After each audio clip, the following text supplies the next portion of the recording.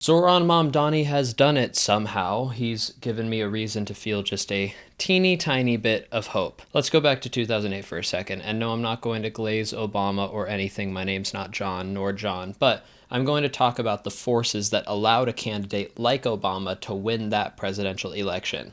Massive discontent amongst voters regarding stagnation in the Democratic opposition to the Bush administration, a financial crisis causing the average American to feel significant doubts about their ability to afford basic needs like housing and food, and an incumbency that seemed to be ignoring those issues in favor of an unpopular, hawkish foreign policy. Obama directly addressed the people's desires for change and provided clear policy proposals that would bring about that change, like major healthcare reforms or a restructuring of America's energy sector to favor environmental protection over pollution or public infrastructure upgrades, etc., etc. Now, whether or not he succeeded in delivering on those proposals is an entirely different conversation, but we find ourselves in a very similar time of stagnation within the Democratic Party today, and Zohran Mamdani has given us a glimpse at what a similarly successful campaign can look like in the present day.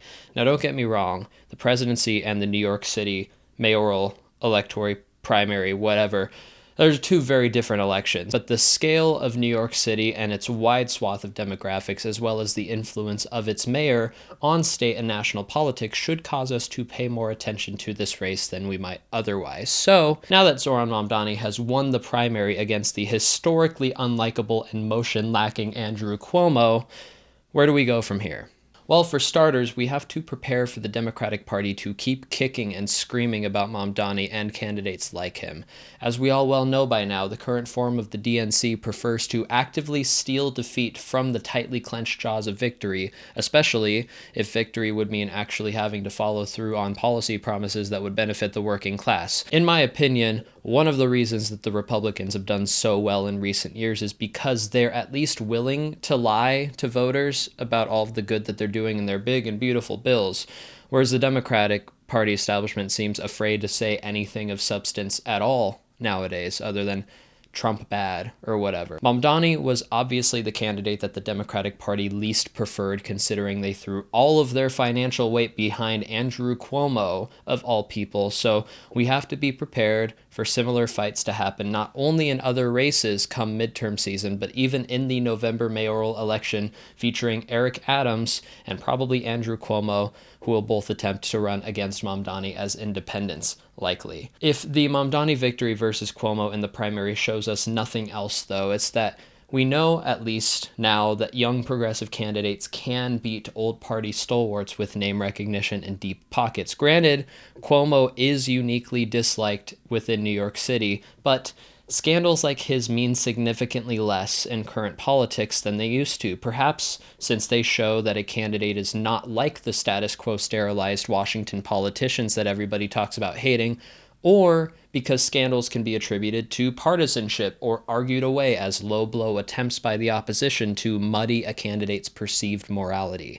So, considering the weight behind Cuomo's campaign and these recent trends showing that scandals have less and less of an impact on voters than they used to, Mamdani's victory is all the more significant. So let's look at what we can learn from Mamdani's message, how it differed significantly from the Democratic Party platform, why these differences resonated with voters, and how other candidates could use similar strategies to appeal to said voters come midterm season.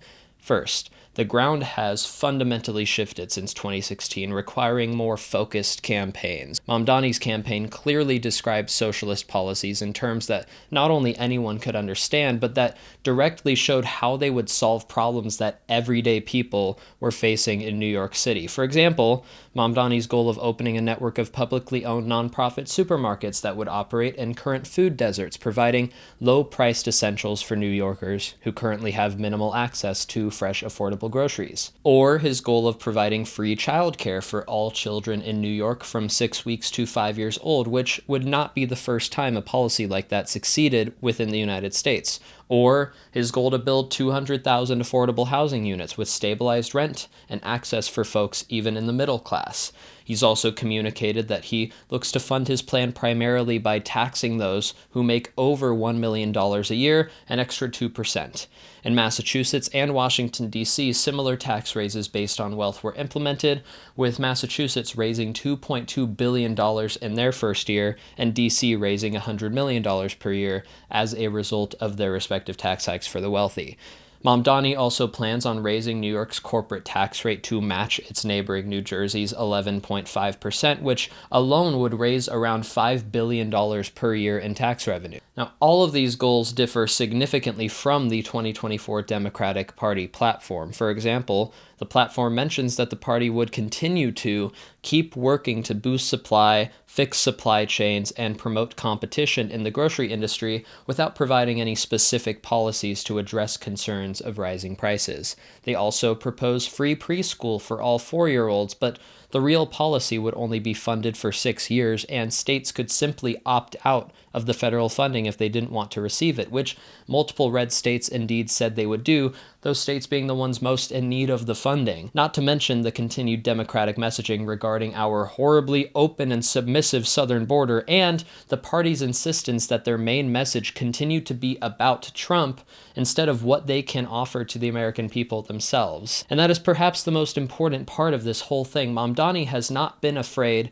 to address the real conditions that the working class are facing in modern-day New York. Well, the most wealthy have continued to receive tax cuts and increased government subsidies from the current administration. One of the worst messages from the Biden-Harris campaign era was the Democrats' complete denial of the experiences of the average American. Instead of providing solutions to inflating food and housing costs, the Democrats decided to cite graphs that showed that actually the American people are doing fine according to these specific numbers on this chart, opting to ignore countless instances of contrary experience. At a time where the majority of Americans feel like the government does not work for them, the Democratic message focused on the battle for the soul of the nation, believing that there was still something left in the country's existing soul that people wanted to fight for. What Mamdani's success so far has shown is that our grassroots efforts need to focus on the real struggles that people are feeling, and they need to focus on providing real change to address those struggles instead of